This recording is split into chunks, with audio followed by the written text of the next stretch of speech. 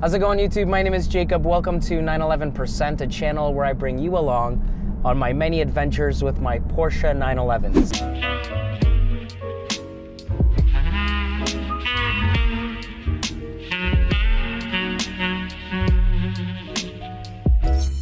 I'm out for a drive with my 2011 Carrera 4S.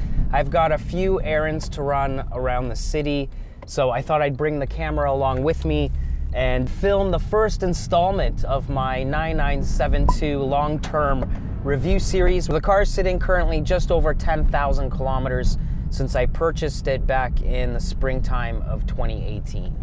These hands.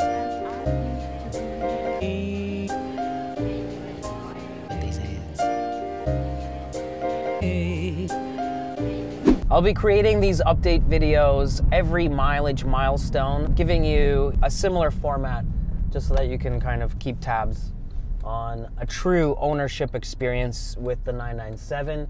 So if you haven't subscribed yet, subscribe to the channel, hit the bell icon as well to get notified when I post videos. However, if you forget, Thursday is the day. It's 911% day.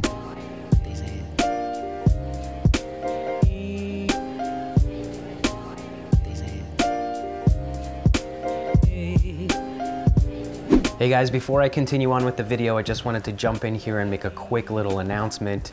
I will be putting together a special episode for the 100th video upload on 911%, which is coming up pretty quickly in the next few weeks. There will be an Ask Me Anything and frequently asked questions component to the video. So if you have any questions you wanted to ask me, please post them in the comments below or on my Instagram page or on the 911% Facebook page, and I'll answer them in that video. Also, I will be selecting one lucky person from each of the social media platforms, and I will be sending a 911% prize pack. So hopefully you'll participate. Let's get back to the video.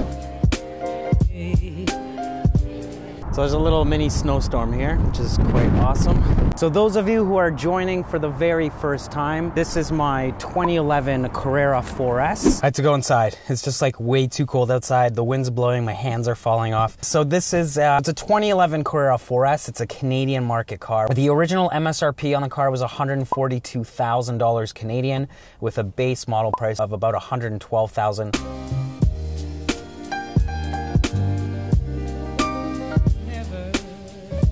I mean, being that it's an S car, it's got the 3.8 liter flat six engine with 385 horsepower. It's mated to a 7-speed PDK transmission just because I do drive it daily. I like my wife driving it. I just need it to be as versatile as possible. But yeah, so I can't believe it's been 10,000 kilometers and 8 months of ownership already. It really blew by. I mean, I've been having a riot. If you've been following along the entire time, I mean, it's been fun.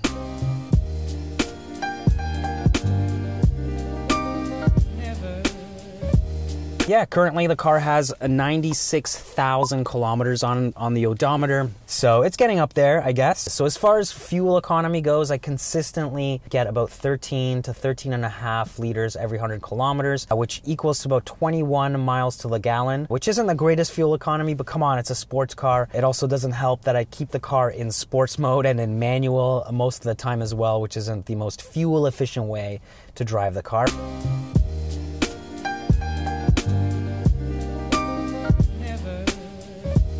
The car is driven mostly by me, solo in here. You know, I try to really throw everything and anything at it. Drive my kids to school, sometimes take road trips with a passenger up north. I've been to the ski hill a bunch of times with it. So I try to really throw everything I can that I would at a BMW M4 and M3 or, you know, a Mercedes-Benz C63 AMG or something like that, just to put it through its paces. But it's been great. And I've also made is a 9972 Carrera 4S a good daily driver video. I'm going to link it in the cards above. It's a little bit different than this long-term review series, but yeah, if you missed it, check it out.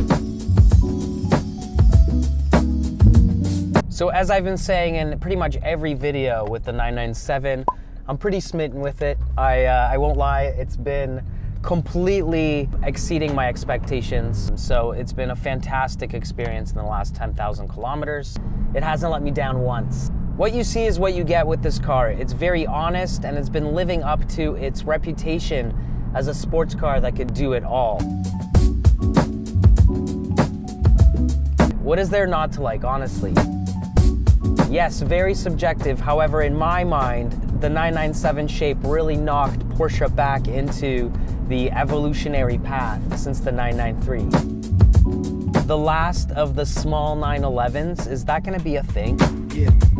Or fast enough? I think it's got ample power, and the naturally aspirated curve is just intoxicating.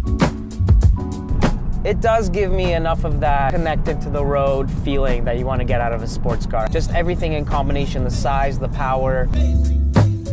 I do drive it all year round and in inclement weather.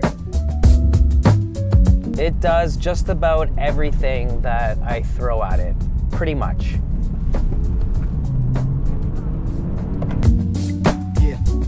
Obviously, the 996 Turbo takes the cake here, but out of the good value Porsches right now, I think these 997 to second generation 997s are fantastic cars. This list is short. Actually, it's not even a list at all. Driving this car on a daily basis in a metropolitan area with lots of people sometimes gets a bit of negative attention, obviously as expected, from, you know, the intentional close parking in parking lots to road rage, even a few odd Honda Civic Si street race attempts. I've seen it all. But, you know, parking far away, ignoring boy racer jump starts at red lights and all that drama seems to be working pretty well. I'm really reaching here.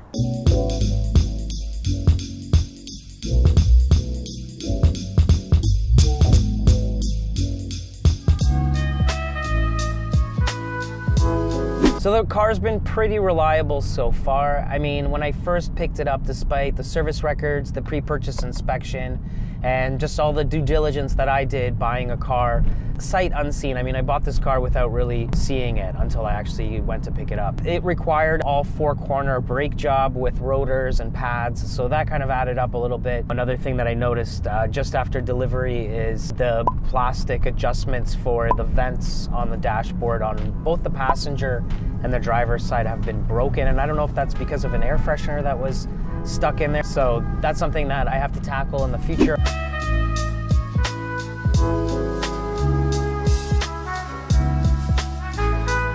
I've gone through pretty much all the receipts for upkeep, and I'll break down the costs for you guys on screen as I'm talking about this, but I spent obviously on the parts of the brake job, a couple of oil changes, and a few other random things, a couple of tools, the front plate bracket. Another part of that cost was just winter preparation. Because I'm driving the car all year round, I needed to get some winter tires for it. Roof rack I needed as well to get to and from the ski hill. So all that stuff added up to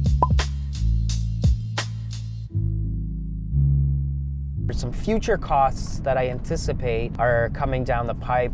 I'm getting a slight squeal from the front lower control arm ball joint, which is a pretty consumable part and something that gets worn out, especially when cars are reaching a higher mileage. Another thing that is coming up is my summer tires are about 50% right now, my Michelin Pilots. So they're gonna be needing replacing probably end of the season next year. Another thing I want to take care of that I'm going to actually get done sooner than later is a PDK service. So I want to get the oil and the filter changed on it. It's not something I'm going to be tackling myself. This is something that I'm going to let my service center take care of.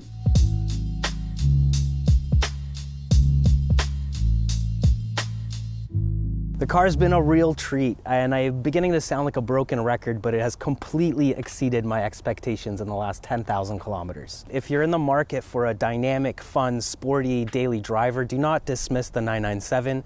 The price range for the 0.1 and 0.2 is quite wide now. Something worth considering just because the bang for the buck is quite something.